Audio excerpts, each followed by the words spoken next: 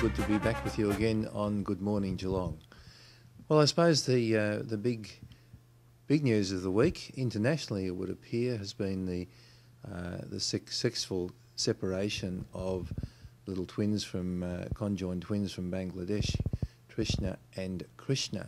And I'm actually recording this comment a day or two ago, and hopefully all has gone well since by the time you're watching this little comment. But there's been lots of remarks put forward which have been very well deserved in terms of the skill and the dedication of the medical team, the efforts of those who identified the little children over in Bangladesh, and the efforts of Maura Kelly and the Children First Foundation to bring them here and get everything in place. And it's been a tremendous story which has attracted worldwide coverage.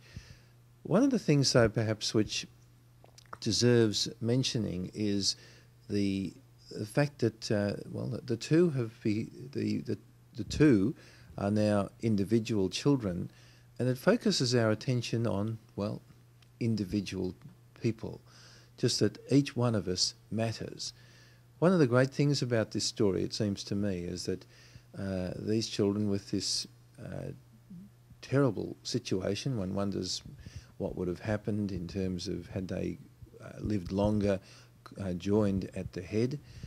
The value of each of them individually is really a recognition of, each of us individually, that every person matters, every life matters, the quality of life of individuals matter. And that's something which, if we really let it sink in, can make an enormous difference. We focus so much on statistics, and we read great numbers and of what happens for good or for evil, how many people attend the grand final, how many people are killed in some major earthquake or tsunami or some other tragedy. We recognise when we look at these two little girls that every life is important, every life has value. And it's important for us to recognise that as we go about just our daily business with one another, because when it's all said and done, we don't conduct our daily affairs with great masses of people. We might be in a mass of people at the footy or some other event like that, but we're still usually there with other people. We're sitting with us whom we know and who we care about and maybe who we love. The value of each person is something tremendously important. And as we look at the various safety factors that we build into our cars and into our way of life, what a great difference that can make.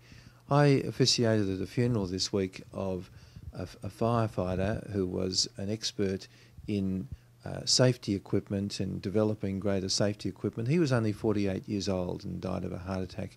Very fine man, and it was very clear from the tributes of his colleagues just how much they valued him, but very much also how much they valued his work, particularly in the areas of safety, to make sure that they, when they went out to any number of different operations, were more than likely, as a result of his work and those of his colleagues, able to return home safe and sound to their own families. This is individuality as against individualism. I suppose individualism is the me generation, just looking after me, and I can't care less about anybody else. But to recognise the power of one, use that old phrase from the book a few years ago, the value of each individual person, each with our own dignity, certainly with our own faults and weaknesses, but very much with our own strength and character. These are things which are really important. And the separation of these two little girls this week has indicated just that value of individuality, that every person matters, every person counts. If we can make the world a little better for one person today, maybe by a kind remark, maybe by just a little favour that we can do, maybe just a note or a phone call to tell them that we care about them, well then we've made our day worthwhile. We all matter, and one of the great legacies of this astounding operation that's taken place this week for these two little girls is that it drives that home message to each and every one of us. Good to be with you on Good Morning Geelong. We welcome to Good Morning Geelong. Yes, another Australian representative. She's the girl from Breakwater, a twin, Renee Kale. How are you, Renee? Good, thanks. How are you? You're looking very, very well. Thanks. And we say a very good morning to Jane, your twin sister. Yes. And to Tuckers, your Brent, your older brother, and to Roy and Betty, your mum and dad down there at You grew up in Breakwater, didn't you? Brimley. Brimley. Yep. Wonderful place. Yeah, beautiful. And you spent some time, you're schooling at Oberon High School. Oberon High, yep. We're viewers, yes. Rawlo was Renee's basketball coach, and you've gone on to bigger and better things, haven't you? Eventually, yep. Eventually? What do you... Roy gets all the credit for the training, doesn't he, Renee? Yeah, he sure does. What has been your travels in the world of basketball since those school days? Since in 2002, when I lost my hearing, I joined the Victorian squad, and then I joined the Australian squad. And in 2002, I went to China for the World Championships to represent Australia. Huge experience, international experience. And then just recently I've just gone to Taipei for the Deaf Olympics, playing basketball again. So it's been very good. Now, playing as a deaf person, it is for playing basketball. How difficult is that compared to, natural hearing?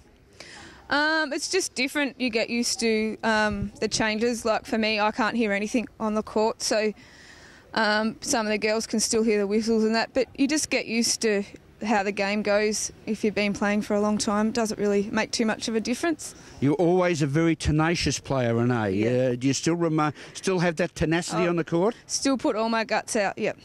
Definitely. And you love the strong defence and dash through the centre? Yeah, of course, yep. Yep, definitely, always still. Yep. And a great announcement that Geelong will be hosting the 2012 Deaf Australian Olympics basketball. Australian Deaf Games. It's very exciting. It'll actually be my first Australian Deaf Games, so I'm very proud that it's in my hometown. It's very exciting, just around the corner. And you are in full-time training? Yeah, yep. I've had a pretty big break after Taipei. I went on the court on Sunday for the first time, so it was good, but I'm ready to get back into it now. I needed the break though. And how do you find the competition in overseas basketball in this particular genre? It's very challenging. All the European teams are very athletic and very fit. They have that above us, but they have the opportunity to compete more regularly in higher competitions, whereas Australia's a bit on its own, so that sets a big challenge. And of course America is about basketball and sport and everything, so they always play a good game, but we put up a good fight. It was a really good competition.